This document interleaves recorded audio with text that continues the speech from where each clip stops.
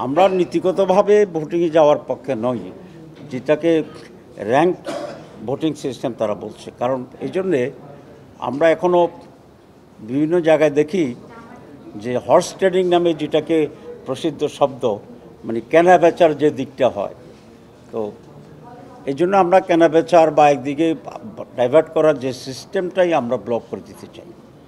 সেজন্য আমরা মনে করি 5 জন হোক 7 জন হোক, এটা ফরমেশন হচ্ছে সরকারি দল থেকে 2 জন, বিরোধী দলের 2 জন এবং তৃতীয় বিরোধী দলের 1 জন, যদি 5 জন হয়। আর 7 জন হলে প্রধান দলের 3, বিরোধী দলের 3, থার্ড পার্টি থেকে 1।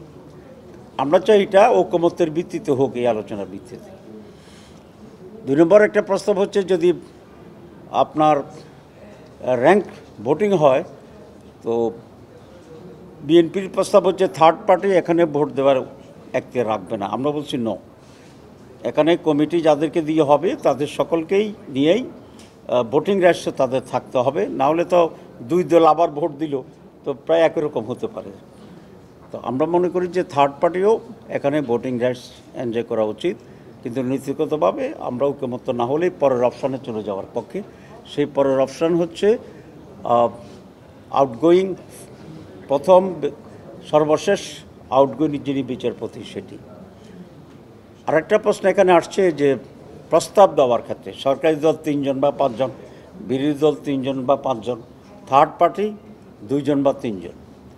আমরা এখানে একটু এক্সটেন্ড করে বলেছি যে এটা ঠিক আছে, নাম্বারটি কম বেশি হতে পারে, কিন্তু পার্লামেন্টে প্রতিনিধিত্ব করে বাকি যে সকল দল আছে সে সমস্ত দল থেকেও প্রস্তাব দেওয়ার সুযোগটা দিতে হবে।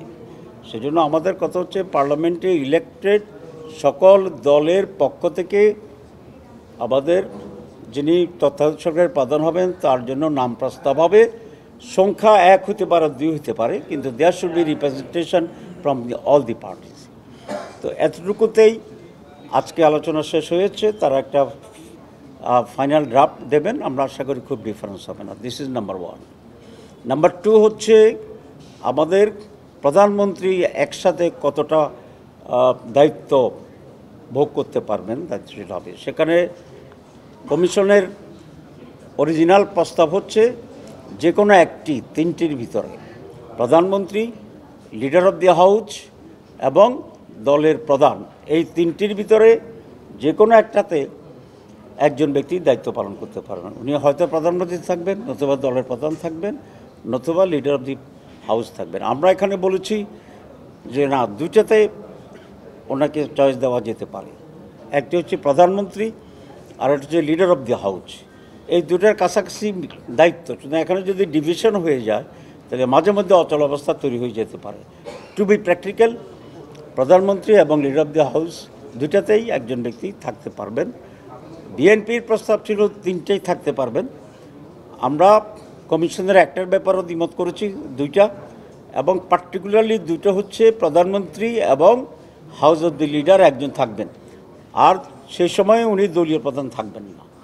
উদাহরণ সারা দুনিয়া আছে, অনেকে বোধহয় আপনাদের বলেছে, আমি আর উদাহরণ দিতে চাই না। আমাদের স্ট্যান্ড হচ্ছে এনি 2, পার্টিকুলারলি প্রধানমন্ত্রী এবং লিডার অফ দি হাউস একজন, আর তখন উনি দলীয় প্রধান হিসেবে থাকতে পারবেন না। কারণ আমরা ব্যালেন্স অফ পাওয়ার গভর্নমেন্টে চাচ্ছি, পার্লামেন্টে চাচ্ছি, তো একইভাবে পার্টিতেও একটা ব্যালেন্স অফ পাওয়ার থাকতে হবে, ডেমোক্রেটিক চর্চা থাকতে হবে। এটা হচ্ছে আমাদের স্পিরিট। সুতরাং 70তে যে আমরা অ্যামেন্ডমেন্টটা করেছিলাম যে 2টা বা 3টি জায়গা ছাড়া আর দলীয় নির্বাচিত এমপিরা বাইরে মত দিতে পারবে, দলের বাইরে। তো আপনি যদি সবটা একজনের হাতে আবার রাখেন, দলের প্রধানও থাকে, পার্লামেন্টে প্রধানমন্ত্রীও থাকে, তাহলে এই ক্লজ বাস্তবায়ন করা কঠিন হবে। ভয়ে আর নিজের মত যাই হোক সেখানে সেটা যাবে না। এই জন্য যেহেতু there is an opportunity for reforms, আমরা গভর্নমেন্ট, দল, রাষ্ট্র, পার্লামেন্ট সব জায়গায় এক ধরনের স্বচ্ছতা আনতে চাচ্ছি, ব্যালেন্স অফ পাওয়ার আনতে চাচ্ছি, decentralisation of power and authority, এটা আমরা চাচ্ছি। এটা হচ্ছে আমাদের প্রিন্সিপাল স্ট্যান্ড। এই প্রিন্সিপাল স্ট্যান্ডে গিয়ে যেখানে যেটা করার দরকার সেখানে আমরা রিফর্মস আনার জন্য প্রস্তাব করছি, and we are very serious for that.